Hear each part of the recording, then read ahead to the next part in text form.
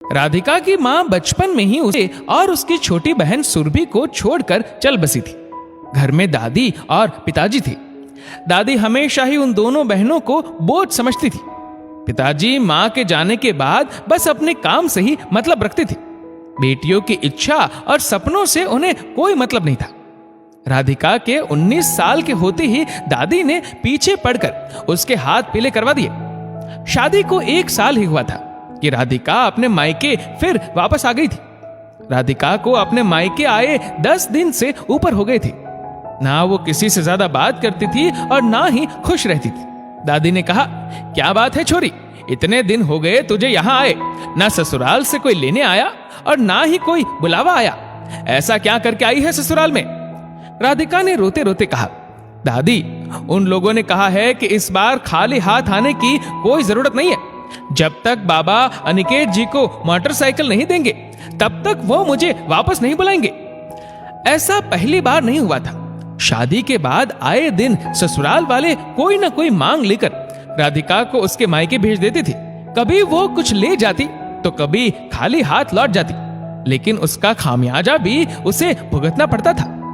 दादी ने गुस्साते हुए कहा, अच्छा तो अब सब कुछ तुम छोरियों को ही दे दो। पहले तो तेरी माँ तुम दोनों को पैदा करके हमारे सर पर छोड़ गई, अब पाल पोस कर ब्याह दिया तो फिर हमारी छाती पर मूंग दलने रोज रोज आ जाती हो। दादी की बातें सुनकर सुरभि भी बोल उठी, दादी वो लोग दीदी को तंग करते हैं, वो लोग अच्छे नहीं है। अगर हम आप पर बोझ है तो हमें पहले ही क्यों नहीं मार डाला?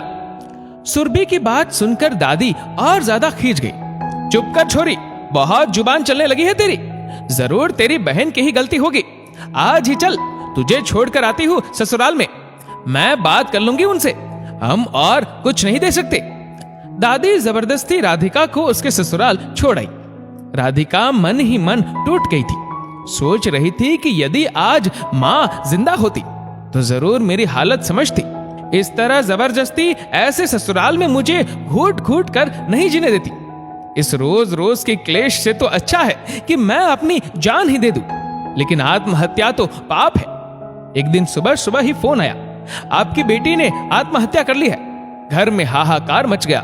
सब भागे भागे राधिका के ससुराल गए। पुलिस को भी बुलाया गया। बहुत लड़ाई झगड़ा हुआ। सभी को शक था कि यह आत्महत्या नहीं बल्कि ससुराल वालों की साजिश थी। दादी और राधिका के पापा रोए जा रहे थे। उन्होंने पुलिस में शिकायत की और ससुराल वालों पर केस कर दिया। अब घर पर मोहल्ले वालों का तांता लगा रहता। राधिका के पिताजी बोलते, सबको सलाखों के पीछे डलवाएंगे, हमारी बेटी को इंसाफ जरूर मिलेगा। दादी भी दहाड़े मार मार कर रोती, हाय रे हमारी फूल सी बच्ची। ऐसे निर्दयी लोगों को सजा जरूर मिलनी चाहिए। और हाँ बेटा, मुआवजा भी जरूर लेना।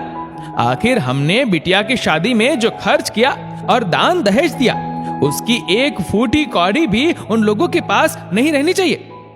कुछ दिनों बाद केस की सुनवाई हुई और फैसला राधिका के घर वालों के पक्ष में ही हुआ। मुआवजा भी अच्छा खासा लिया गया। सब खुश थे कि उनकी जीत हुई।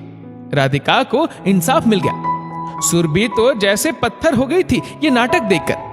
वो हैरान थी कि क्या सचमुच इसे ही जीत कहते हैं। जिस लड़की को जीते जी कभी इंसाफ नहीं मिला, मरने के बाद उसे इंसाफ दिलाकर ये लोग कितना खुश हो रहे हैं। यदि मेरे साथ भी यही हुआ तो एक और जीत मेरे परिवार के नाम हो जाएगी। लेकिन मुझे ऐसी जीत नहीं चाहिए। सुरभि ने अपने मासूम मन में ये बात गांठ बांध ली थी कि वो खुद को कभी इस बलि की वेदी पर नहीं चढ़ने देगी। दोस्तों, कई लड़कियां इस तरह दहेज के लिए प्रताड़ित करके मारी जाती है या फिर मरने पर मजबूर हो जाती है। बाद में चाहे कुछ भी कर लो, उससे क्या सही मायने में उस लड़की को इंसाफ मिल पाता है? इस वीडियो को लेकर आपकी क्या राय है नीचे कमेंट करके जरूर बताएगा। और अगर आपको वीडियो अच्छा लगा हो तो इस वीडियो को लाइक करेगा, शेयर करेगा ज्यादा से ज्यादा लोगों तक। और ऐसी ही और भी इंस्पिरेशनल वीडियोस के लिए सब्सक्राइब करें हमारे यूट्यूब चैनल को और फेसबुक पर फॉलो करें हमारे पेज को। धन्यवाद।